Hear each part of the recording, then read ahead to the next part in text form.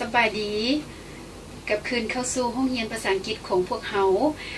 ในคลิปวิดีโอนี้ข้าพเจ้าจะเน้นสอนปึ้มหัวนี้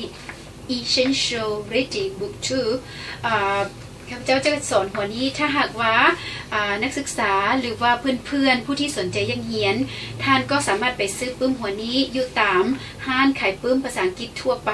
เพื่อจะได้ติดตามเรียนน้ำกันเนาะปึ้มหัวนี้ส่วนใหญ่มันจะเน้นเรื่องการอ่านและก็การเรียนรู้คำศัพท์ต่างๆซึ่งว่าเป็นมีเนื้อหาหลากหลายพอสมควรเนาะและก็ค่อนข้างจะยากน้อยนึงเนาะและในการสอนนี้ข้าพเจ้าจะเว้าภาษาอังกฤษปนภาษาลาวไปนำเพื่อผู้ที่บ่ทันรู้ภาษาอังกฤษดีปานใดพอจะเข้าใจไปนำเนาะHello everyone, welcome to my English class and welcome to our second semester. I hope you will enjoy studying with me. In this class, I will teach you about this book, the Essential Reading Book 2. And if you are interested in studying English with me, you just go to the bookshop or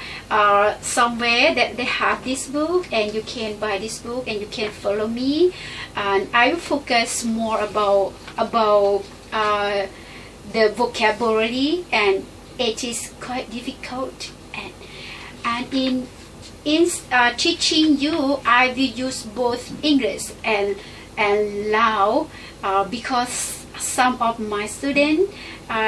they cannot understand or if I speak English. So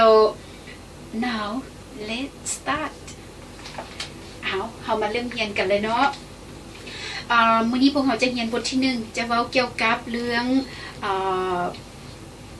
การที่เราอยู่ประเทศหนึ่งแล้วเราไปดำรงชีวิตอยู่อีกประเทศหนึ่งการที่เราไปอยู่ในประเทศใหม่นั้นเรื่อง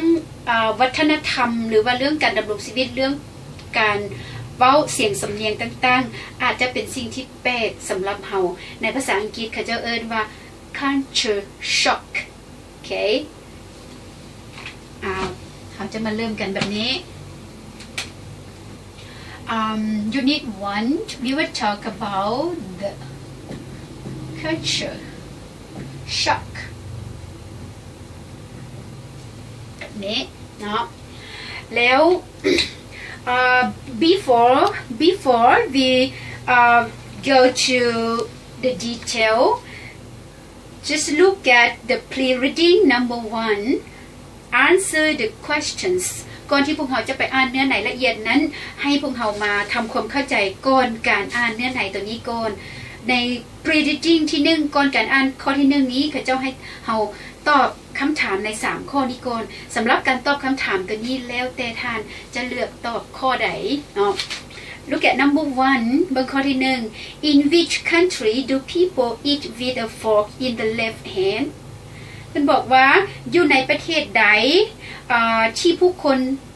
เวลากินอาหารแล้วมักจะใส่ซ้อมอยู่ในเบื้องซ้ายมือประเทศใด A America B Britain C they both use a fork in the left hand ข้อ A เป็นอเมริกาข้อ2เป็นอังกฤษและข้อที่3เพิ่นบอกว่า2ประเทศนี้ล้วนแล้วแต่ใส่ซ้อมอยู่ในเบื้องซ้ายมือเนาะ Number 2Are some American accents very different from British accents เพิ่นบอกว่าเสียงสำเนียงของอเมริกาจำนวนหนึ่งแมนแตกต่างกับเสียงสำเนียงของอังกฤษหลาย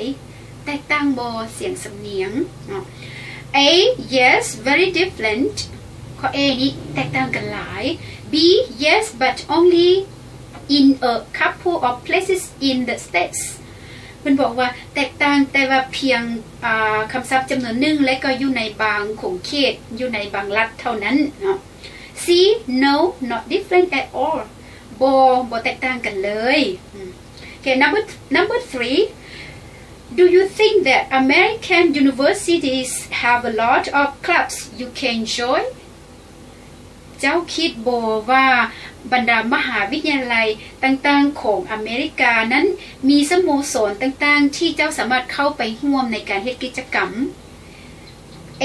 yes they have a lot มีหลาย B B no they only have a few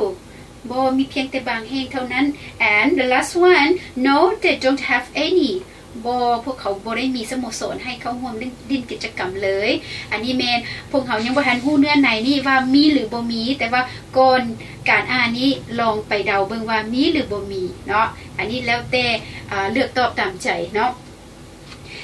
and the pre-reading too ก่อนการอ่านที่2 complete the paragraph about a student's magazine with the words or phrases in the box ให้เอาคำศัพท์อยู่ใน box นี้ไปเติมอยู่ที่บนว่างเนาะบรรดาคำศัพท์อยู่นี้จะมีคำว่า advice culture shock magazine and settling in social life เนาะเอาไปเติมใส่เดี๋ยวพวกเขาจะไปกวดนำกันอยู่ในห้องเนาะเดี๋ยวพบกันในคลิปวิดีโอต่อไป